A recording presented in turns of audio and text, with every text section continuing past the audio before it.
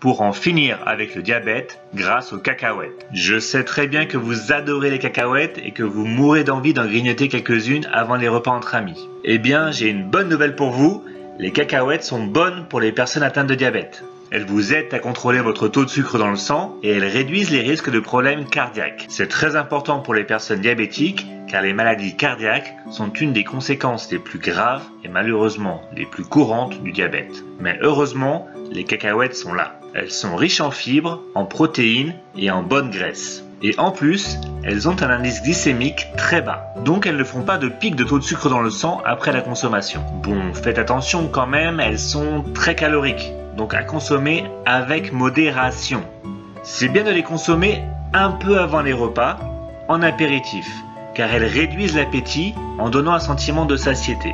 Et je sais qu'elles sont délicieuses grillées et salées, mais soyons un peu sérieux, elles sont très bonnes aussi au naturel dans leur gousse, et bien évidemment, c'est comme cela qu'il faut les consommer car elles sont bien meilleures pour la santé. Et en plus, les cacahuètes en gousse se conservent facilement pendant 3 mois dans un récipient bien fermé au réfrigérateur. Maintenant, revenons un peu sur les avantages des cacahuètes contre le diabète. Premièrement, elles sont riches en fibres, donc elles favorisent la digestion des sucres par l'intestin et cela aide à contrôler le taux de sucre dans le sang. D'ailleurs, vous ne le savez peut-être pas, mais les cacahuètes ne sont pas de la même famille que les noix et les noisettes. En effet, les noix poussent à l'air libre et ont la coque dure pour protéger leurs graines, alors que les cacahuètes poussent sous terre et ont une coque assez molle. Le nom cacahuète signifie d'ailleurs cacao de la terre en langage aztèque, car les Aztèques ont été les premiers à les cultiver. Et les cacahuètes font donc partie de la famille des légumineuses, comme les lentilles, les fèves et le soja. Et comme les autres légumineuses, elles sont très riches en protéines. Les cacahuètes sont également riches en bonne graisse. Les matières grasses, ou les lipides, sont une partie importante de notre alimentation, puisqu'elles contribuent à de nombreux aspects essentiels à notre survie. Elles participent à la synthèse des hormones, à la fertilité, à la régulation de la température du corps, elles permettent l'absorption des vitamines et elles procurent un sentiment de satiété.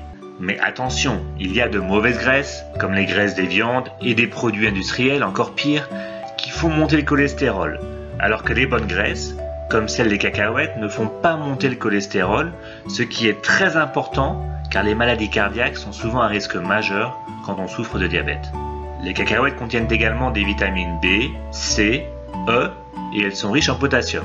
Et les cacahuètes possèdent des propriétés anti-inflammatoires, donc elles réduisent la douleur en cas de neuropathie diabétique au niveau des mains ou des pieds. Et certaines études montrent que les cacahuètes consommées en quantité modérée peuvent réduire le risque de développer le diabète. Donc en résumé, n'hésitez pas à consommer des cacahuètes en apéritif pour lutter contre le diabète, mais attention aux calories. Pour vous en convaincre, voici une image de 100 calories de cacahuètes comparée à 100 calories de concombre et 100 calories de raisin. Impressionnant, non? Je vous conseille donc de vous limiter à une dizaine de cacahuètes par jour. Voilà, j'espère que vous avez aimé cette vidéo et si c'est le cas, n'hésitez pas à mettre un petit like sous la vidéo et n'oubliez pas de vous abonner à la chaîne pour plus de vidéos sur le diabète. À bientôt!